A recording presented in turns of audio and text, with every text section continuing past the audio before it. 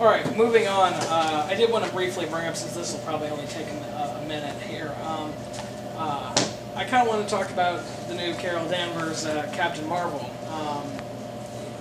I've been a fan of Miss Marvel for a while, and I think it's nice that she's getting her own series, even though it does kind of confuse me that they're calling her Captain Marvel. I mean, I know that as soon as they decided to name Billy Bastion, Shazam instead of Captain Marvel, Marvel was going to go, well, it has our name in it, so. But I think it's interesting, and I think it's nice having having Kelly Sue DeConnick write it. I think it'll be interesting, and it's nice to see that they're pushing her, into kind of more of the limelight and giving her, a spotlight, which I think is nice because, for the most part, she's only kind of been in like teams, or I mean, she's had her series, but she's mostly just been that person on that team. Now she's kind of coming more to the... I think it's interesting that they're using a costume on her that's reminiscent of the Marvel Man. Yeah. Because Marvel was pushing this character called Marvel Man for a while. It's reminiscent. It's not exactly the same, but it's reminiscent. And yeah. I think that, I don't know if Marvel is just using the properties that they're holding on to right now, and they're going to see if they can make it work or what. It'll be interesting to see if that works. I hope it works. Yeah. I hope things work. Speaking of big events that have kind of gotten news attention, one of the big ones right now is Before Watchmen, the Watchmen prequel. Now this has caused, I think,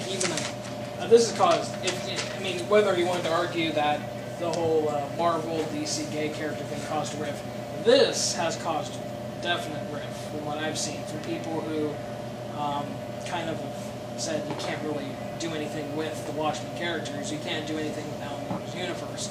Well, there's a lot of people, myself included, along with Alex, who kind of believe that,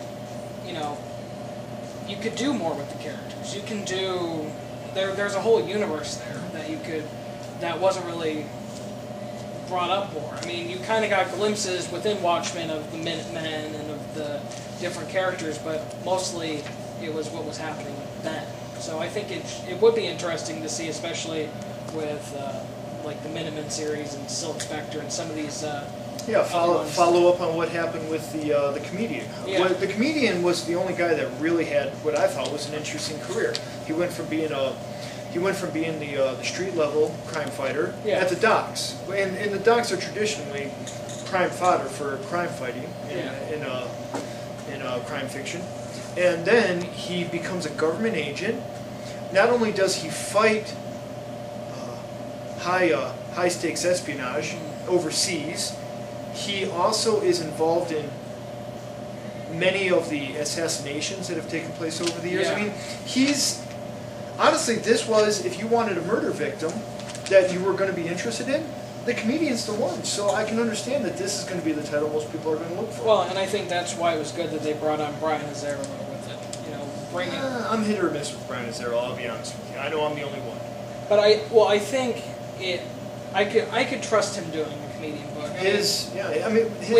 With his style of writing, I think it could work with a comedian, and I think it's interesting. With J.G. Jones drawing it? I gotta be honest, some of these things I just want to see his artwork. Yeah. Oh god, this could be a beautiful comic book.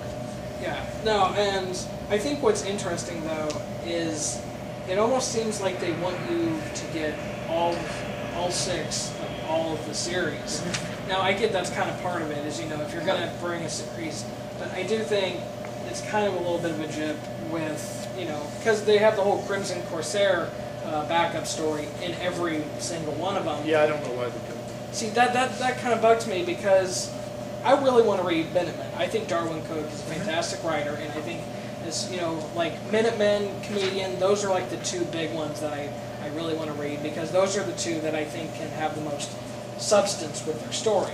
Not that I don't think Ozymandias and Silk Spectre, and I know Rorschach's going to sell because he's kind of become the big, huge character. So I do think it'll be interesting though with Before Watchmen. Me personally, I think it'll be a good thing for him, and whether or not that all of them turn out to be good, because I'm pretty sure there will be a few stinkers in here in terms of the different stories. like, I don't know how Night Owl is going to be, and I don't know how Silk Spectre is going to be, but, you know. Silk Spectre, unfortunately, because the character is the least interesting of the characters, I think that's the one that's going to languish. Yeah. But I will be interested to pick up some of the other ones, even though I do think it's kind of a joke that, hey, you want the full Crimson Corsair story, then you have to read.